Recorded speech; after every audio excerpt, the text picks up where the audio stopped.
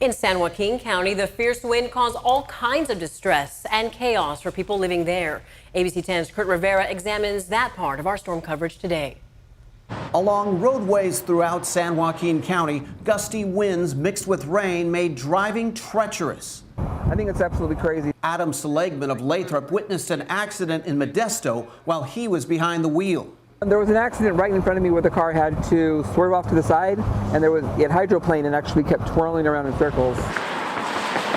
In Manteca, this portion of fence was no match for the gusty winds. Trash cans along the street were, well, trashed.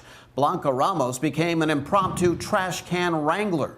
Oh my God, so difficult, so difficult. So I just want to pick it up at my neighbor's trash can, but I'm really late for work too.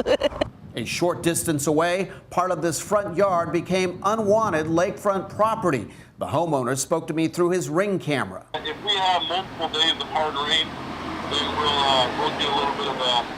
we'll get a little bit of a pond out there. Here in this neighborhood around Sandman Park in North Stockton, power went out for about an hour.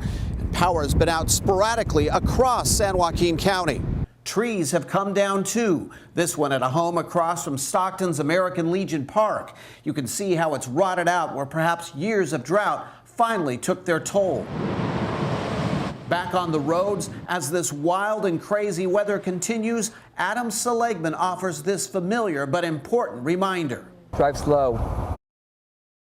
Yeah, we can't stress enough how dangerous this kind of weather can be. This afternoon in Escalon, multiple power lines came crashing down on Highway 120 between McHenry Avenue and Brennan Road. They fell on cars, but fortunately, no injuries were reported.